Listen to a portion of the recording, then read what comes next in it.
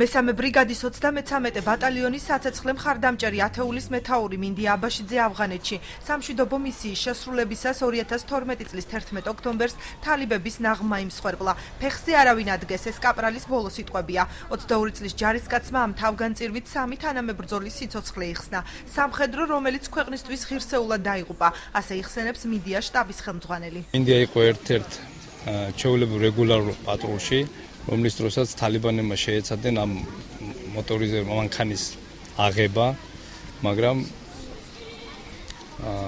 გაუწიეს დიდი წინააღმდეგობა ჩვენმა სამხედრო მოსამსახურეებმა და ზუსტად ამ შეტაკების დროს გადაიცვალა მინდია აბაშიძე, რომელმაც თავისი სიცოცხლის ფასად გადაარჩინა 3 სამხედრო მოსამსახურე. კაპრალმა სამშობლო სადარაჯოზე დგომა თავად ისურვა. 2008 წლის 4 აგვისტოს ქართულ ჯარში ჩაირიცხა. ქვეყნის უსაფრთხოების დაცვა მალევე აგვისტოს ომში მოხდა, რისთვისაც პრეზიდენტმა ვახტანგ გორგასლის პირველი ხარისხის ორდენით დააჯილდოვა.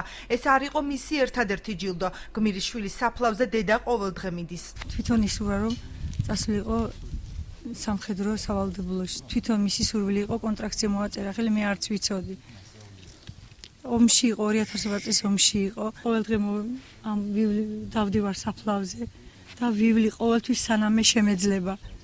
მოვეფერები, ზოგჯერ ტოქსავ ხოლმე. რომ რატომ არ დამიჯერდა გვერდში, რატომ არ მიდგეხარ მე. დღეს მინდია აბაშიძეს 24 წელი შეუსრულდებოდა. თარიღთან დაკავშირებით სოფელ თხილნარის ნომერ 1 საჯარო სკოლას ოფიციალურად კაპრალის სახელი მიენიჭა. ჯარისკაცმა ეს სკოლა 2006 წელს დაასრულა. სკოლისთვის მინდიას სახელის მინიჭება სოფლის მოსახლეობისა და პედაგოგების ინიციატივით მოხდა. იყო ჩვენი სკოლის მოსწავლე, ამ სკოლის კედლებში აღიზარდა, იყო საოცარი ბუნების ბავშვი. იმ თავიდან ეტყობოდა ამ ბავშვს, რომ შეეძლო მართლა თანადგომა და თანაგრძნობა და ალბათ ეს იყო ის თვისებები, რამაც ასეთი საქმე გააკეთებინა. კაპრალი მინდია აბაშიძის ხსოვნას დღეს პატივი მიაგეს სკოლის მოსწავლეებმა, პედაგოგებმა, ხელვაჩაურის მუნიციპალიტეტის წარმომადგენლებმა და თანამებრძოლებმა.